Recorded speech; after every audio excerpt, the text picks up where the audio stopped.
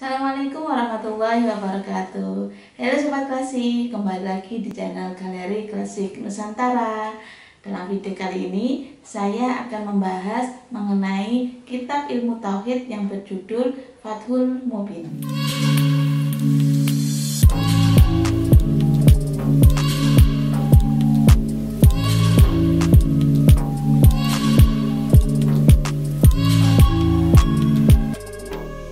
Di video sebelumnya saya sudah membahas mengenai kitab Bahjatul Ulum. Kitab Bahjatul Ulum itu juga kitab yang ada dalam naskah ini. Nah, di video ini saya akan membahas dengan judul yang berbeda, yaitu yang berjudul kitab Fathul Mubin, seperti itu. Nah, kitab Fathul Mubin di naskah ini itu berada pada pembahasan urutan ke-5 ya Sobat Klasik. Nah, yang kemarin Bahjatul Ulum adalah judul pertama di dalam naskah ini. Nah, kitab Fathul Mubin itu berada pada urutan ke-5 dalam naskah ini, seperti itu. Nah, kitab Fathul Mubin itu sama-sama kitab tentang ilmu tauhid.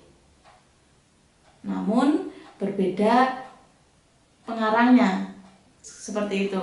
Kalau Bahjatul Ulum kemarin pengarangnya adalah Syekh Samarqandi. Nah, kitab Fathul Mubin ini meskipun dalam satu naskah, namun judul kitab Fathul Mubin ini pengarangnya yaitu Syekh Imam Ibrahim Al-Bajuri, seperti itu. Nah, beda pengarang, sama-sama ilmu tauhid tapi beda pengarangnya, seperti itu. Nah, kitab Fathul Mubin ini merupakan kitab syarah ya, atau tafsiran ya, maksudnya adalah penjelasan dari kitab Ummul Barohin karya Syekh Imam Sanusi, seperti itu. Nah, kitab Fathul Mubin merupakan salah satu syarah dari kitab Ummul Barohin tersebut.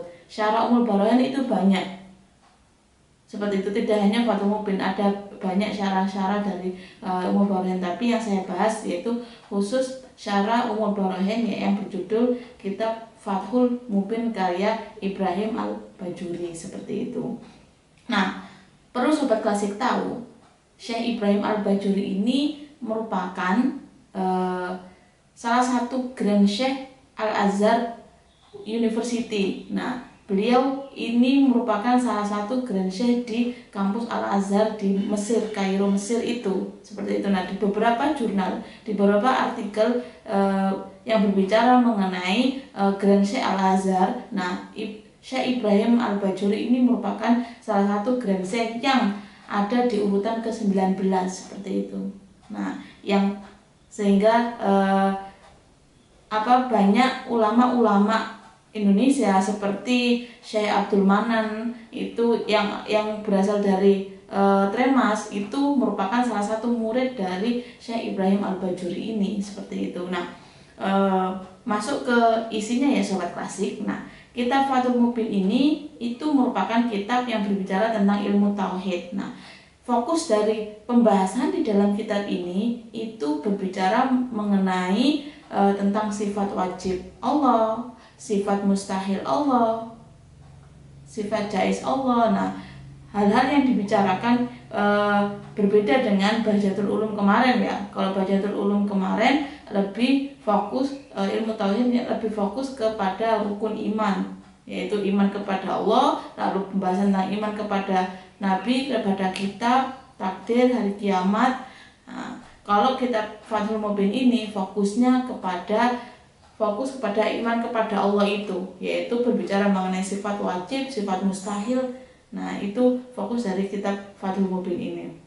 Nah, kemudian isi selain penjelasan mengenai sifat wajib, sifat mustahil. Nah, keunikan yang ada dalam kitab Fathul Mubin ini itu adalah mengenai referensi-referensi yang dicantumkan. Nah, kalau Bahjatul Ulum kemarin sederhana ya, penjelasan tentang ilmu tauhid yaitu dengan cara tanya jawab dan juga dengan bahasa yang sederhana. Nah, kitab Fathul Mubin ini penjelasan-penjelasan mengenai ilmu tauhidnya itu tidak terlepas dari referensi-referensi kitab-kitab yang lain, seperti itu. Nah, sehingga ketika para sobat klasik membaca kitab Fathul Mubin ini akan mengetahui bahwa penjelasan mengenai pengertian kalam, lalu pengertian sifat wajib, sifat mustahil. Nah, ada pendapat-pendapat ulama yang lain yang dicantumkan seperti pendapat dari Imam Al-Ghazali, pendapat dari Imam Al-Ash'ari, pendapat dari Imam Syafi'i. Nah, itu dijelaskan, tidak hanya penjelasannya, tapi mencantumkan referensi penjelasan itu didapatkan dari mana. Nah, Syekh Ibrahim Al-Bajuri ini selalu mencantumkan referensi-referensi itu ya.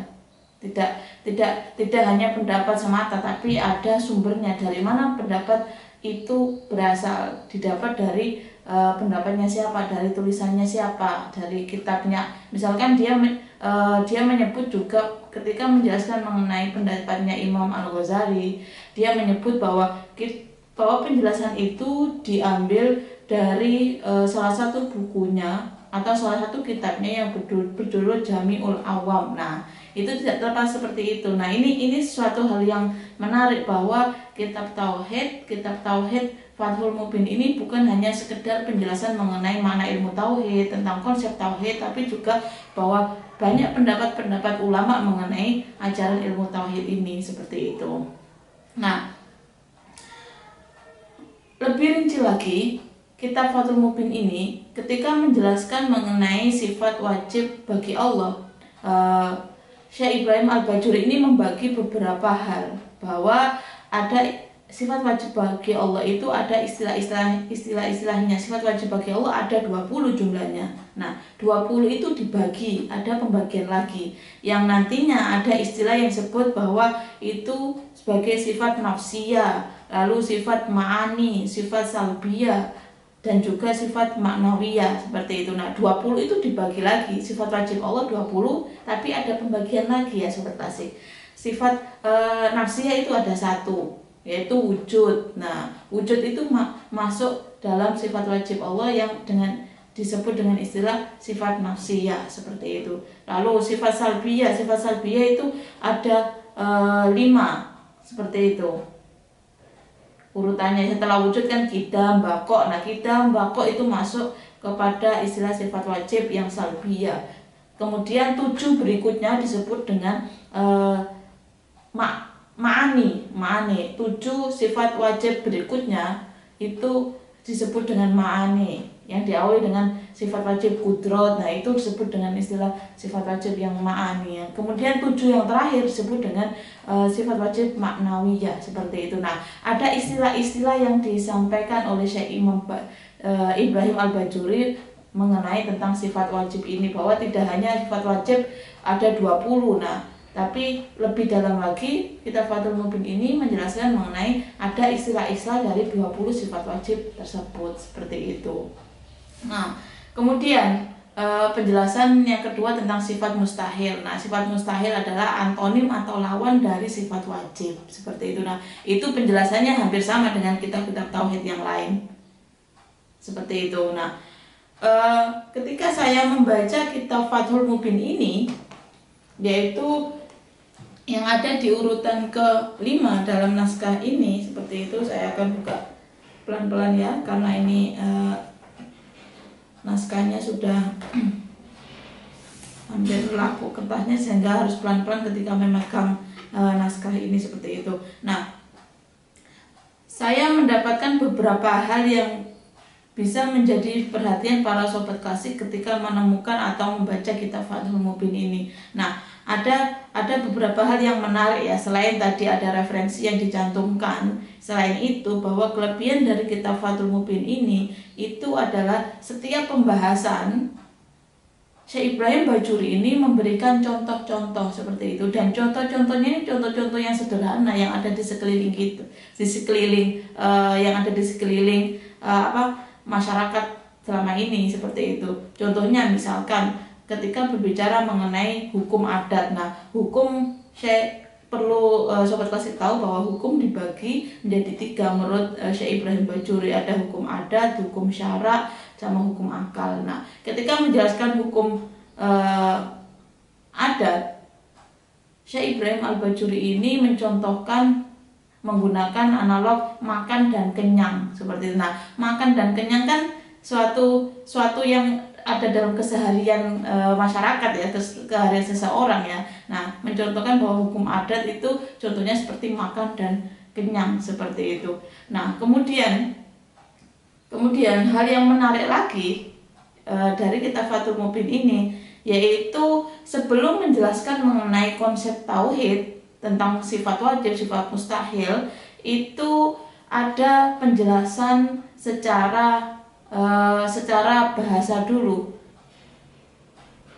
Nah, contohnya seperti ini. Contohnya ketika menjelaskan mengenai sifat wajib. Nah, itu Syekh Ibrahim Al-Bajuri itu menjelaskan tasrifannya atau i'rabnya dulu seperti itu. Sebelum menjelaskan maksudnya, dia menjelaskan cara bahasanya. Contohnya ketika beliau memaparkan mengenai kata wayajibu. Nah, beliau tidak langsung menjelaskan maksud wajib di sini itu apa. Enggak seperti itu, tapi beliau menjelaskan terlebih dahulu bahwa wayajibu itu merupakan ataf dari ana al-hukmu. Nah, sehingga ketika seseorang membaca kitab Fathul Mubin ini tidak hanya mendapatkan mengenai konsep tauhid, tapi juga mendapatkan pengetahuan mengenai ilmu bahasa dari kata yang digunakan di kitab ini, seperti itu.